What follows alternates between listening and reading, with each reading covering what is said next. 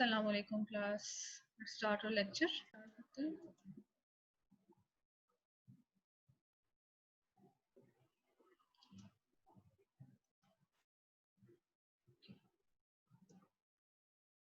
So, review questions of unit number 9. ठीक है हमारे ये दोनों चैप्टर्स आएंगे आपके टेस्ट में जुलाई में जो आपके टेस्ट होगा. सो क्वेश्चन नंबर 2 है हमारे पास. Give the short answers. You have to differentiate between forward and reverse reactions. तो forward mean वो reaction जो कि लेफ्ट से राइट साइड पे जा रहा है और रिवर्स रिएक्शन जो भी डायरेक्शन में जा रहा है. तो आपने डिफरेंशिएट करना है. Answer is the forward reaction and the reverse reaction. Forward reaction, it is the reaction from left to the right. वो reaction left से right जाता है, जबकि reverse reaction is written from right to the left side. Reactants produce the products and here products produce the reactants. तो forward reaction में products बनते हैं और reverse reaction में reactants बनते हैं. Rate is the fastest in the beginning and gradually slows down. तो forward reaction में पहले जो reaction है वो बहुत तेजी से होता है, यानी reaction rate बहुत ज़्यादा होता है और फिर टाइम गुजरने के साथ साथ स्लो डाउन हो जाता है. जबकि रिवर्स रिएक्शन का रेट शुरू में 0 होता है क्योंकि प्रोडक्ट्स बने ही नहीं. प्रोडक्ट्स बनेंगे तो वो ब्रेक डाउन होगी आपको. तो फॉरवर्ड रिएक्शन शुरू में तेज होता है और रिवर्स रिएक्शन शुरू में 0 होता है, लेकिन जब एक दफा इक्विलिब्रियम मेंटेन हो जाता है तो उसके बाद क्या होता है, रिवर्स रिएक्शन जो है वो ग्रेजुअली स्पीड हो जाता है. इसके बाद पार्ट नंबर 2 है short question. What is chemical equilibrium? You have to define it. So chemical equilibrium is a state of chemical reaction in which forward and reverse reaction takes place at the same rate is called the chemical equilibrium. जब इन दोनों का rate same होगा forward और reverse reaction का, तो उस state को हम केमिकल इक्विलिब्रियम कहते हैं. Then you have to state the law of mass action. As such आपने definition लिखनी है law of mass action की. ठीक है, इसमें ऐसा कुछ भी नहीं है. You have to define the conditions of equilibrium. तो equilibrium maintain करने के लिए कौन कौन सी चीजें होना जरूरी है. Temperature should constant, pressure should constant, volume should constant, and concentration of none of the reactants or products is changed. आपने ना reactants की और ना ही products की concentration को change करना है. टेम्परेचर को कांस्टेंट रखना है. मतलब कांस्टेंट का मतलब है जब आपने रिएक्शन स्टार्ट किया था उस टाइम जो टेम्परेचर है through out the reaction temperature वही रहना चाहिए. आपने खुद से कोई चेंजिंग नहीं करनी. इसी तरह प्रेशर और वॉल्यूम जो है वो भी कांस्टेंट होने चाहिए. जब आप ये सारी चीज कंडीशंस कांस्टेंट रखते हैं तो उसके नतीजे में आपके पास इक्विलिब्रियम मेंटेन होता है. जब आप जो टेम्परेचर चेंज करेंगे इक्विलिब्रियम डिस्टर्ब हो जाएगा. प्रेशर चेंज करेंगे या वॉल्यूम चेंज करेंगे, कंसंट्रेशन चेंज करने से भी इक्विलिब्रियम डिस्टर्ब हो जाएगा. ठीक है. इसके बाद इंपॉर्टेंस क्या है इक्विलिब्रियम की. तो हम इक्विलिब्रियम को बहुत ज़्यादा बहुत इंपॉर्टेंट फैक्टर्स हैं हमको प्रिडिक्ट करने के लिए यूज कर सकते हैं. नंबर 1 है determine the equilibrium concentration of the equilibrium mixture along the initial concentration of reactants. अगर आपको इनिशियल कंसंट्रेशन रिएक्टेंट्स की पता हो कि आपने कितने ग्राम से कितने पीपीएम में कितने मिलीग्राम रिएक्टेंट यूज किया है तो आप बता सकते हो कि इक्विलिब्रियम कंडीशंस में यानी केमिक इक्विलिब्रियम जब मेंटेन हो जाता है तो उस इक्विलिब्रियम में जो आपके पास मिक्सचर प्रेजेंट होता है, यानी मिक्सचर में रिएक्टेंट्स और प्रोडक्ट्स दोनों होंगे. ठीक है. तो क्या कंसंट्रेशन प्रेजेंट है इक्विलिब्रियम में मिक्सचर की, यानी रिएक्टेंट्स की और प्रोडक्ट्स की क्या कंसंट्रेशन है. इसके बाद you can predict the direction of chemical reaction. आप डायरेक्शन के बारे में बता सकते हो. ठीक है, इक्विलिब्रियम की वैल्यू से कि रिएक्शन जो है फॉरवर्ड डायरेक्शन में जाएगा कि रिवर्स डायरेक्शन में जाएगा. इसी तरह you can predict the extent of chemical. Extent mean कि रिएक्शन कितने % कंप्लीट हुआ है.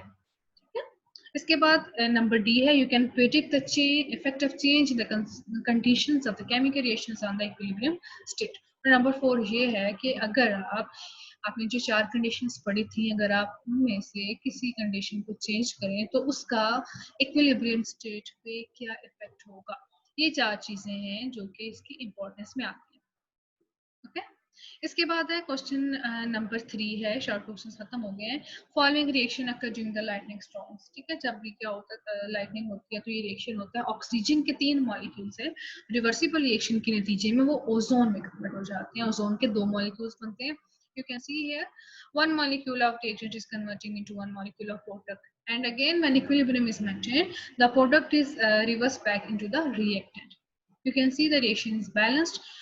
For this reaction you have to write the equilibrium constant expression. आपने इसके लिए equilibrium constant expression को लिखना है. जबकि आपकी बुक में 300 लिखा हुआ है, आपको डिराइव करने के लिए आपने क्या करना है, वही सेम होगा. Rate of forward reaction depends upon rate of forward reaction at equilibrium. दोनों रेट सेम हो जाएंगे और उसके बाद आप केसी को डिराइव करेंगे. You have to determine the units. जब आपने KC लिख ली तो उसके बाद आपने इनकी यूनिट्स लिखनी है और फिर आपने बताना है कि इस रिएक्शन में फॉरवर्ड रिएक्शन कौन सा है और रिवर्स कौन सा आपने लिखना है, ठीक है। So solution A is 3 molecules of oxygen is converted into 2 molecules of ozone। आपने KC एक्सप्रेशन लिखी, प्रोडक्ट्स ऊपर और रिएक्टेंट्स नीचे आ गए। सो आपके पास प्रोडक्ट है ओजोन, 2 मॉलिक्यूल्स हैं तो ozone concentration of ozone raise to power 2 divided by concentration of oxygen raise to power 3। ये पहला क्वेश्चन है। सेकंड क्वेश्चन है आपको इनकी यूनिट्स लिखनी है, तो यूनिट्स में यूनिट हर कंसंट्रेशन की यूनिट जो यहाँ यूज होगी that is mole per decimetre cube. Mole per decimetre cube unit है, जितनी पावर होगी आपने उसकी पावर से इसको मल्टीप्लाई कर देना है। इसके बाद आप देखेंगे कहाँ कोई चीज डिवाइड हो रही है, ठीक है, सब्ट्रैक्ट हो रही है, कट कर रही है। कटिंग के बाद आपके पास जो आंसर है वो क्या आता है, 1 divided by mole per decimetre cube या मोल पर डेसीमीटर क्यूब -1। तो ये -1 अंदर मल्टीप्लाई होगा तो पर मोल डेसीमीटर क्यूब 3 आ जाएगा, सॉरी 3 आ जाएगा 6। इसके बाद आपने बताना है फॉरवर्ड रिएक्शन कौन सा है, तो फॉरवर्ड रिएक्शन को आप अलग से लिखोगे जो कि लेफ्ट से राइट साइड पे जा रहा है, और रिवर्स रिएक्शन कौन सा होगा जो कि राइट से लेफ्ट साइड पे प्रोसीड होगा। Question number 4 is the coal reacts with hot steam to produce carbon monoxide and hydrogen. These substances reacts further in the presence of catalyst to give methane and water vapor. तो क्या होता है कि carbon monoxide और hydrogen जो है ये react करके आपके पास मीथेन और वाटर देते हैं, ठीक है। सो आपने इस रिएक्शन के लिए फॉरवर्ड रिवर्स रिएक्शंस लिखने हैं, आपने KC एक्सप्रेशन को डिराइव करना है और आपने इसकी यूनिट्स लिखनी है, ठीक है। सो आपने क्या किया कि फॉरवर्ड रिएक्शन लिखा और रिवर्स रिएक्शन लिखा सबसे पहले। इसके बाद आपने KC एक्सप्रेशन को डिराइव किया, तो डेरिवेशन कैसे होगी आपने पढ़ा हुआ है। KC CH4 concentration of CH4 raise to power 1 concentration of water raise to power 1 की पावर आ रही है क्योंकि ये इनकी 1 की अमाउंट है, 1 मोल इनका प्रोड्यूस होता है। इसके बाद आपने प्रोडक्ट्स ऊपर लिखे, रिएक्टेंट्स नीचे लिखे, concentration of carbon monoxide multiply by concentration of hydrogen raise to power 3। इसके बाद आपने नेक्स्ट में इसकी यूनिट्स डिराइव करनी है। आप देखोगे कि मोल पर डेसीमीटर क्यूब है, then mole per decimetre cube, mole per decimetre cube and mole per decimetre. तो आप देखोगे यहाँ पे यहाँ गलत आंसर लिखा हुआ है। तो पिछले भी मैंने आपको लास्ट लेक्चर में जो एक्सरसाइज दी थी इसमें कुछ मिस्टेक्स, ठीक है। तो यहाँ पे जो है आपने बताना है कि आपके पास क्या अमाउंट प्रोड्यूस होती है, ठीक है। तो आपने इक्वेशन को सबसे पहले बैलेंस करना है, तो अगर वो बैलेंस है तो ठीक है, वरना आपको देखना पड़ेगा। अब ये देखें ये इक्वेशन बैलेंस 4 6 बैलेंस इक्वेशन है, लेकिन इसने गलत डेरिवेशन की है, नो यूनिट्स नहीं आता, ठीक है। 1 2 यहाँ पे इसका आंसर आता है मोल पर डेसीमीटर क्यूब, मोल पर डेसीमीटर क्यूब और साथ -2 आता है, -2 अंदर मल्टीप्लाई होगा, ठीक है। सो ये आपका जो पार्ट नंबर C है इसका आपने इस तरह यूनिट्स को डिराइव किया। इसके बाद आपने ये हमने कर लिया था, आपने बताने हैं इन चारों इक्वेशंस की आपने इक्विलिब्रियम कांस्टेंट एक्सप्रेशंस लिखनी है, ठीक है। हाइड्रोजन ऑक्सीजन आपने जो पावर होगी, जो यानी कोफिशिएंट होगा यानी पावर होगी या नंबर ऑफ मोल्स होंगे, वो आपने इसकी केस एक्सप्रेशन की पावर में कन्वर्ट कर देना है। ये बी में देखें, ठीक है। आपके पास 1 मोल ऑफ प्रोडक्ट है तो आपने इसकी पावर 1 ही लिखी है, लेकिन यहाँ पे हाइड्रोजन के 2 मोल्स हैं तो आपने ये जो मोल्स नंबर ऑफ मोल्स या कोफिशिएंट होता है आपने इसको किसमें कन्वर्ट कर देना, पावर में। इसी तरह आप देखिए नंबर C में COCl2 आफ्टर द रिएक्शन आपके पास CO प्लस Cl2 प्रोड्यूस हो रहे हैं, आपके पास प्रोडक्ट्स हैं और ये नीचे रिएक्टेंट, ठीक है। Number D, 4 molecules of HCl plus 1 molecule of oxygen. After the reaction, 2 molecules of chlorine and 2 molecules of water. तो आपने वाटर और क्लोरीन यानी प्रोडक्ट्स को यहाँ लिखा ऊपर वाली साइड पे और रिएक्टेंट्स को नीचे लिखा। इसके बाद है क्वेश्चन नंबर 6, इसमें आपने इनकी यूनिट्स लिखनी है। तो यूनिट्स लिखने के लिए पहले आपको KC लिखना पड़ेगा, ठीक है। पहले आपने KC डिराइव किया और KC के बाद आपने क्या किया। हसन आमिर, आप तो क्लास 9th की हो, क्लास 10th में क्या कर रहे हो बच्चे, ठीक है। 9th तो पहले पढ़ लो। इसके बाद COCl2 है, आपने क्या किया कि पहले KC यूनिट लिखनी है, KC के बाद आपने इंडिविजुअल यूनिट्स पुट कर रही हैं, आप कटिंग करो, आपके पास जो आंसर आएगा एंड पे दैट इज द यूनिट। हर एक unit mole per decimetre cube है। जितनी पावर होगी आपने उसको उससे मल्टीप्लाई कर देना है। तो हर जो इक्वेशन है उसकी जो यूनिट्स हैं वो दूसरे से डिफरेंट भी हो सकती है, सेम भी हो सकती है। It depends upon the number of moles of reactants and products. कुछ ऐसी भी हैं जिनकी कोई यूनिट नहीं है, ठीक है, कुछ की यूनिट्स जो है वो आपके पास डिफरेंट आती है। So, state the ways the equilibrium can be recognized. It is very important question. Equilibrium आप कैसे determine कर सकते हैं? ठीक है, तो equilibrium पे आप कौन कौन से तरीके इक्विलिब्रियम को डिटरमाइन करने के लिए यूज कर सकते हैं, फिजिकल और केमिकल मेथड्स हैं, जैसा कि टाइट्रेशन होगी एंड स्पेक्ट्रोस्कोपी होगी। ठीक है, हमने पढ़ा था कि टाइट्रेशन किसको कहते हैं। टाइट्रेशन में आप क्या करते हैं, जैसा कि हमने यूनिट नंबर 2 में पढ़ा, यूनिट नंबर 10 में नहीं पढ़ा कि एसिड और बेसिस जो है हम क्या करते हैं, टाइट्रेशन करवाते हैं, रिएक्शन करवाते हैं और आप फिनोल्फथलीन इंडिकेटर यूज करते हैं। तो एक्चुअली टाइट्रेशन यूज की जाती है to find out the concentration, you find out the molarity. अब कंसंट्रेशन की आपने बहुत सारी यूनिट्स पढ़ी थी, उनमें से आपने पढ़ा था कि परसेंटेज होता है mass by mass percent, volume by volume percent, mass by volume percent and volume by mass percent।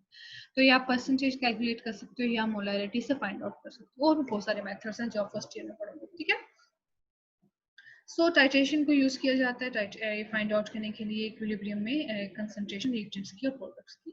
इसी तरह स्पेक्ट्रोस्कोपी को यूज किया जाता है। स्पेक्ट्रोस्कोपी के बारे में भी हमने पढ़ा था कि स्पेक्ट्रोस्कोपी, स्पेक्ट्रम मीन पैटर्न, ठीक है, यानी कि जब आपने पढ़ा था कि व्हाइट लाइट जो है वो जब पास की जाती है प्रिज्म में से तो वो स्प्लिट अप हो जाती है 7 कलर्स में।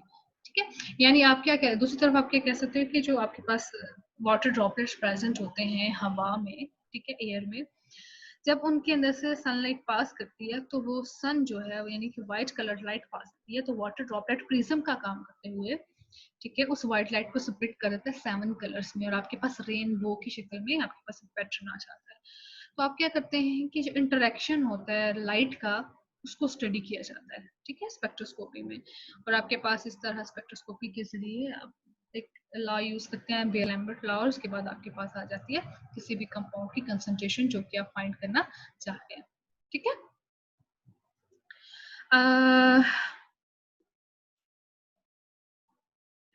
ओके, इसके बाद है मैक्रोस्कोपिक कैरेक्टरिस्टिक्स आपने लिखनी है इक्विलिब्रियम मिक्सचर की। तो ये आपके पास सबसे एंड पे, आपकी बुक जो खत्म होता है उसमें एंड पे जो है वो बना हुआ है माइंड मैप बना हुआ है। तो आपने मैक्रोस्कोपिक कैरेक्टरिस्टिक्स लिखनी है फॉरवर्ड रिएक्शन की और रिवर्स की। ये पहला क्वेश्चन था, वही था, दोबारा से रिपीट हो रहा है कि फॉरवर्ड रिएक्शन की क्या प्रॉपर्टीज होंगी और रिवर्स रिएक्शन की क्या प्रॉपर्टीज होंगी। These are known as macroscopic characteristics. इसके बाद थिंक टैंक के क्वेश्चंस हैं कि आपने, आपके पास एक कंपाउंड है बेरियम क्लोराइड BrCl, ठीक है, ये डिकम्पोज हो जाता है और आपके पास बनती है क्लोरीन और ब्रोमीन, दो गैसेस बनती हैं। आप इस रिएक्शन के लिए सबसे पहले केमिकल इक्वेशन लिखनी है। तो आप क्या करोगे, BrCl, उसने आपको कंपाउंड का फार्मूला दे दिया, उसने आपको ये बताया कि आपने प्रोडक्ट में कौन कौन सी चीजें बनानी है। अब क्लोरीन एक्सिस्ट करती है Cl2 के फॉर्म में और ब्रोमीन एक्सिस्ट करती है Br2। तो आपने क्या करना है, इस इक्वेशन को आपने पहले डबल एडिट यानी कि आपने रिवर्स और फॉरवर्ड दोनों डायरेक्शन वाला एरो पुट करके आपने इस इक्वेशन को बैलेंस किया, ठीक है, तो आपके पास तभी ये केमिकल इक्वेशन सही होगी। अगर आपने इक्वेशन को बैलेंस नहीं किया तो इक्वेशन ठीक नहीं होगी। आल तो आपने रिएक्टेंट्स और प्रोडक्ट्स के फार्मूला स्टिक लिखे होंगे, ठीक है।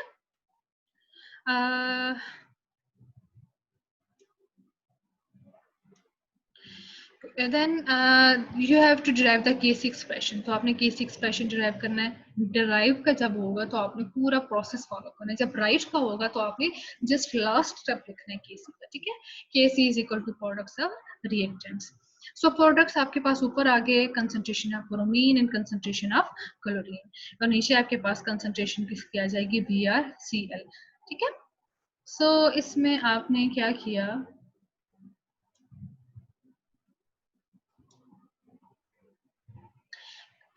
प्रोडक्ट्स को ऊपर लिखा और रिएक्टेंट्स को नीचे लिखा, और यहाँ पे जो पावर होगी, ब्रोमीन की पावर भी 1 है इसलिए आपके पास क्लोरीन की पावर भी 1 है, इसलिए इनकी पावर क्यों 1 है, क्योंकि आपके पास जो एक एक्सप्रेशन थी बैलेंस्ड केमिकल इक्वेशन में, वहाँ आपके पास इनकी नंबर ऑफ मोल्स 1 ही थी, ठीक है। और फिर आपने नीचे रिएक्टेंट्स लिखे BrCl रेज़्ड टू पावर 2।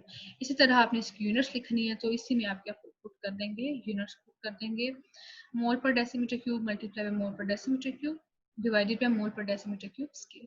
तो ये आपके पास कट जाएंगे और आपके पास यूनिट नहीं आएगी। इसके बाद क्वेश्चन नंबर 10 है आपके पास, ये है, you have to write the case expression, आपके पास गिवन है nitrogen dioxide raise to power 2, और देन है आपके पास नीचे केसी रिएक्टेंट है N2O4, ठीक है।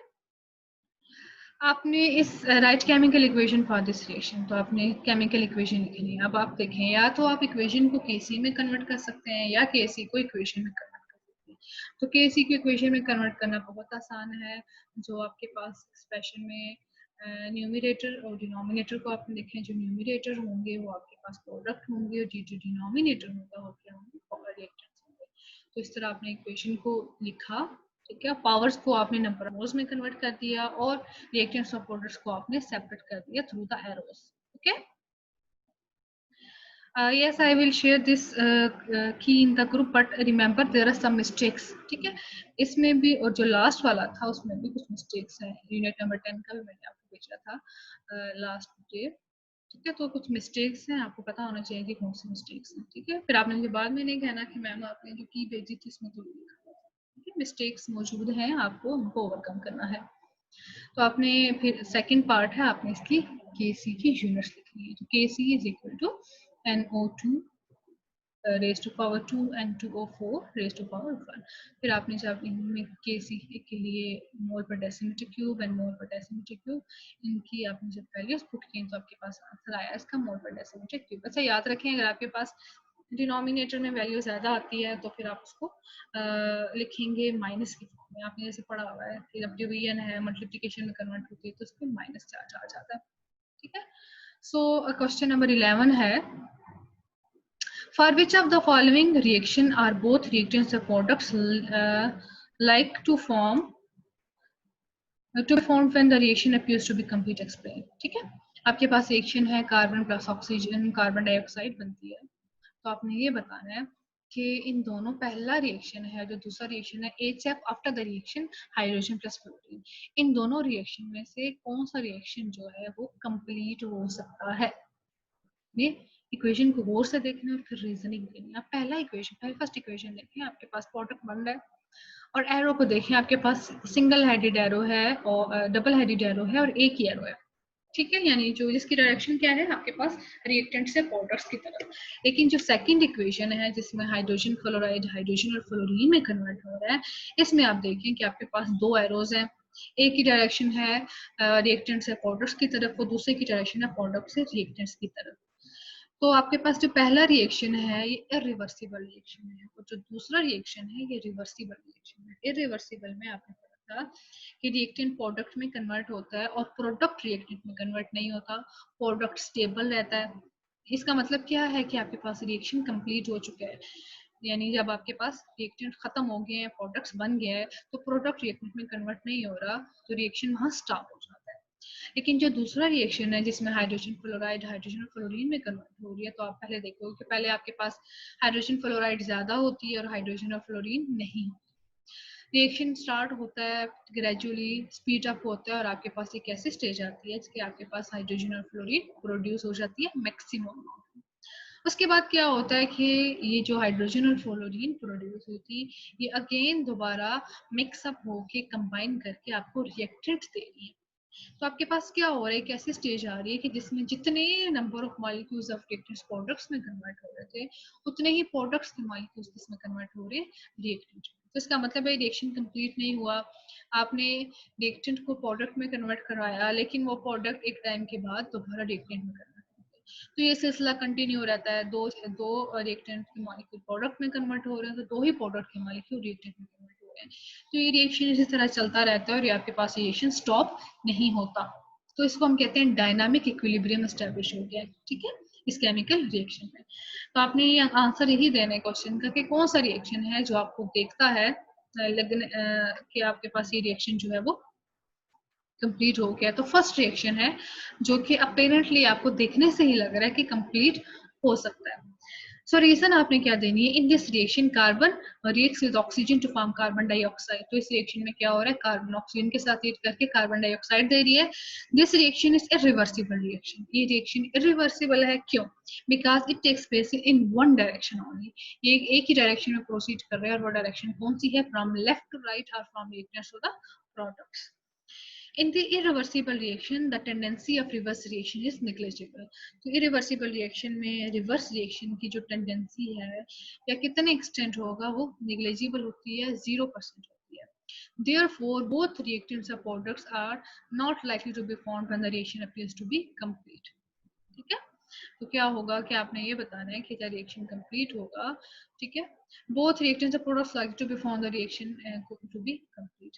तो आपके पास जो है पहले रिएक्शन में रिएक्टेंट्स और प्रोडक्ट्स दोनों मौजूद नहीं होंगे जब रिएक्शन कंप्लीट होगा. अपेरेंटली क्या होता है, सारे के सारे रिएक्टेंट प्रोडक्ट में कन्वर्ट हो गए हैं. ठीक है, और आपके पास यानी कि जब रिएक्शन कंप्लीट हो जाता है तो आपके पास सिर्फ प्रोडक्ट्स ही मौजूद होते हैं, रिएक्टेंट्स और प्रोडक्ट्स दोनों मौजूद नहीं होते. अब सेकंड रिएक्शन की आपने रीजन दी. सेकंड रिएक्शन में आपने क्या कहा कि आपके पास ये जो एरो है ये इंडिकेट कर रहा है कि रिएक्शन कौन सा है, रिवर्सिबल है. हाइड्रोजन फ्लोराइड हाइड्रोजन और फ्लोरीन में कन्वर्ट हो रही है. एक टाइम आएगा कि हाइड्रोजन फ्लोरीन दोबारा आपके पास किसमें कन्वर्ट हो जाएगा, reactant. So this reaction indicates the decomposition of hydrogen fluoride into hydrogen and fluorine. In this reaction, forward as well as reverse reaction occurs to a measurable extent. आपके पास क्या हो रहा है, हाइड्रोजन फ्लोराइड हाइड्रोजन फ्लोरीन में convert हो रही है, hydrogen और फ्लोरीन आपस में दोबारा कंबाइन करके हाइड्रोजन फ्लोराइड दे रही है. तो आप क्या कहोगे कि आपके पास यहाँ पे फॉरवर्ड रिएक्शन भी हो रहा है और रिवर्स रिएक्शन भी. फॉरवर्ड रिएक्शन को आप लिखोगे पहले, ठीक है, और जो कि लेफ्ट से राइट साइड पे जा रहा है, और फिर आप रिवर्स रिएक्शन लिखोगे जो कि लेफ्ट से राइट साइड से लेफ्ट साइड पे जा रहा है. Therefore, the reaction number 2 appears to be complete. Okay. Therefore, the reaction number the आपके पास reaction कौन सा है, reaction number A वाला, ये आपके पास कार्बन प्लस ऑक्सीजन, ये reaction complete हो जाएगा. ठीक है, ये reaction complete नहीं होगा, ये जो HF वाला reaction है ये complete नहीं होगा. इसमें reactants और products दोनों होंगे. ठीक है, जिसमें रिवर्सिबल रिएक्शन है ना उसमें प्रोडक्ट्स रिएक्टेंट्स दोनों होंगे. जिसमें इरिवर्सिबल रिएक्शन है उसमें रिएक्टेंट्स नहीं होंगे, आपके पास प्रोडक्ट्स ज्यादा मौजूद होंगे. ओके, सो आपके पास क्या है, हाइड्रोजन प्लस ऑक्सीजन. ठीक है, यहाँ पे सारी डिटेल वो लिखी हुई है जो मैंने आपको बता दी. इसके बाद है क्वेश्चन नंबर 12, कोबाल्ट क्लोराइड. इसका फार्मूला है COCl3 + 6 वाटर मॉलिक्यूल. ठीक है, इसमें वाटर के 6 मॉलिक्यूल्स प्रेजेंट होते हैं इसके क्रिस्टल में. ठीक है, व्हेन दे आर हीटेड, जब आप इस कलर को पिंक कलर कोबाल्ट क्लोराइड के क्रिस्टल्स को हीट अप करते हो, ठीक है, तो वो ब्लू कलर में कन्वर्ट हो जाता है. आप देख सकते हो कि इनके मॉलिक्यूल्स में इनके जो फार्मूलाज हैं उनमें फर्क है. जो पिंक कलर के क्रिस्टल्स हैं उनका फार्मूला है COCl3 6 वाटर मॉलिक्यूल, जबकि आपके पास जो ब्लू कलर के क्रिस्टल्स हैं उनका फार्मूला है COCl3. तो क्या होता है कि जब आप हीट अप करते हो तो क्या होता है, वाटर रिमूव हो जाता है. वाटर रिमूव होने से पिंक कलर के क्रिस्टल्स ब्लू कलर के क्रिस्टल्स में कन्वर्ट हो जाते हैं. तो क्वेश्चन है, explain how could you use cobalt chloride as a test for water argue. क्या आप वाटर की प्रेजेंस को चेक करने के लिए कोबाल्ट क्लोराइड को यूज कर सकते हैं? यस. ठीक है, कैसे यूज कर सकते हैं? जो कोबाल्ट क्लोराइड पेपर है, बेसिकली ये आपके पास लेबोरेटरी में इस पेपर्स मिलते हैं कोबाल्ट क्लोराइड. ठीक है, ये बेसिकली होता है पिंक कलर का. ठीक है, लेकिन जब आप वाटर को एक्सपोज करते हो, जरा सा अमाउंट में वाटर प्रेजेंट हो, वाटर वेपर्स प्रेजेंट हो, ठीक है, थोड़ी सी परसेंटेज वाटर की प्रेजेंट हो, ठीक है, तो कलर चेंज हो जाता है. अगर आपके पास पहले ब्लू कलर का था तो उसमें पानी नहीं था, लेकिन जो ही आपने वाटर के साथ इसको एक्सपोज किया तो कोबाल्ट क्लोराइड पेपर जो है वाटर को एब्सॉर्ब कर लेगा. अब उसके पास वाटर ऐड हो गया, अब उसका कलर ब्लू से कौन सा हो जाएगा, पिंक कलर हो जाएगा. ठीक है, सो पिंक फॉर्म जो है यहाँ पे आपके पास हाइड्रेटेड फॉर्म कौन सा है, आपने पढ़ा है कि हाइड्रेशन आपने पढ़ी हुई है. Saturation with water. तो dehydration mean removal of water, hydration mean addition of water. ठीक है, तो आपके पास जो पिंक क्रिस्टल्स हैं वो हाइड्रेटेड होते हैं. हाइड्रेटेड मीन वो सैचुरेटेड होते हैं वाटर से, जबकि ब्लू कलर के जो होते हैं वो डिहाइड्रेटेड होते हैं. डिहाइड्रेटेड मीन उनमें वाटर रिमूव हो चुका होता है. तो आप क्या करोगे, वाटर की प्रेजेंस को चेक कर सकते हो सिंपली. अगर आपके पास ब्लू कलर का पेपर है, आप उसको वाटर के साथ ट्रीट करवा रहे हो तो पिंक कलर में कन्वर्ट हो गया है. सो आप क्या हो रहा है, एडिशन हो रही है वाटर की और उसका कलर कोबाल्ट क्लोराइड के पेपर का चेंज हो रहा है। तो इस तरह आप क्या कर सकते हो, इस पेपर को या कोबाल्ट क्लोराइड हेक्सा हाइड्रेट को यूज करके वाटर की प्रेजेंस को चेक कर सकते हैं। ये लिखा हुआ है anhydrous cobalt chloride paper is blue. Anhydrous का क्या मतलब है, इसमें पानी नहीं होता, ड्राई, एनहाइड्रस में dry. It is as it is in the presence of water and sort of moisture it starts from turn pink. जरा सा भी moisture present हो तो pink में convert हो जाता है. So if we are using it, keep out of here until you're ready to use it and do not touch it with your hands because the moisture in your fingers can change the outcome of your part for right. ये आपका एक practical भी है exams में आएगा कि cobalt chloride paper का use करते हैं। तो कोबाल्ट क्लोराइड पेपर इतना सेंसिटिव होता है कि आपके हाथों में मौजूद मॉइस्चर को भी डिटेक्ट कर सकता है। तो जब भी आपने कोई प्रैक्टिकल करना है तो आपने कोबाल्ट क्लोराइड पेपर को जो है वो डायरेक्ट हैंड्स के साथ टच नहीं करना है प्रैक्टिकल करने से पहले, ठीक है, क्योंकि आपकी मॉइस्चर प्रेजेंट होता है हमेशा आपके हाथों की हथेली में, ठीक है। तो आप इवन जरा सा अमाउंट में जो हमें नजर भी नहीं आ रहा वाटर, उसके साथ भी वो रिएक्ट करके अपना कलर चेंज कर सकता है। तो आप इसको यूज कर सकते हो वाटर को टेस्ट करने के लिए, प्रेजेंस ऑफ वाटर को टेस्ट करने के लिए, ठीक है। Why cobalt is dangerous? Cobalt dangerous कैसे होता है?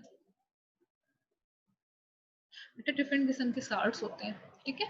कुछ साल्ट्स ऐसे होते हैं कि जो आपके लिए क्या कह सकते हो कि आपके लिए ठीक होते हैं, फायदेमंद होते हैं, ठीक है। लेकिन कुछ ऐसे होते हैं जो कि पॉइजन्स होते हैं, उनकी प्रॉपर्टीज पे डिपेंड करता है, उनके फार्मूला पे डिपेंड करता है, कि केमिकल फिजिकल प्रॉपर्टीज पे डिपेंड करता है, ठीक है। जैसा कि आपके पास कॉपर सल्फेट का साल्ट है वो आपके पास पॉइजनस होता है। सो इसी तरह आपके पास एक देखें का साल्ट सोडियम क्लोराइड है, वो आप उसको यूज कर रहे हो, ठीक है।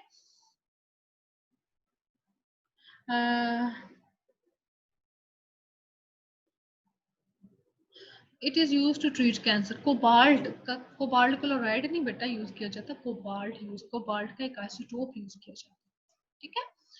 तो कैंसर सेल्स को डिस्ट्रॉय करने के लिए, ठीक। ये आपके पास था आज का सारा रिव्यू क्वेश्चंस थे, और आपके पास बाकी एमसीक्यूज रह जाते हैं। मेरे ख्याल में बहुत आसान है, आप लोग खुद भी कर सकते हैं। पेपर आपको कैसे करना है, पेपर आपके पास आप को आपके क्लास टीचर्स भेज देंगे, ग्रुप में शेयर कर दिया जाएगा, और फिर आपने रेलिवेंट सब्जेक्ट टीचर्स को वो पेपर जो है वो आपने व्हाट्सएप कर देने हैं। टीचर्स आपको चेक करके आपकी लिस्ट का जैसा प्रॉपर तरीका होगा सारा हो जाएगा, ठीक है। नहीं, प्रैक्टिकल्स ऑनलाइन तो नहीं हो सकते, ठीक है।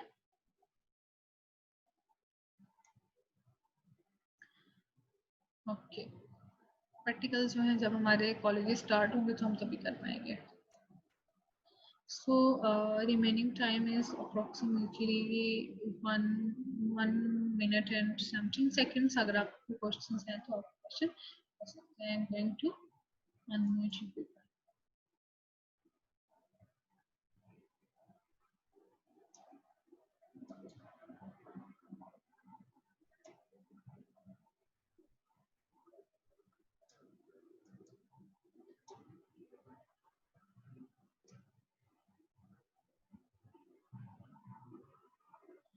ठीक है।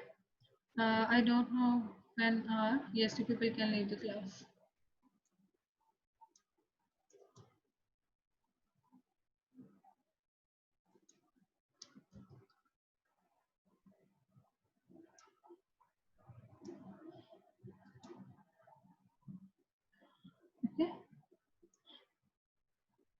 Okay, okay, Allah Hafiz.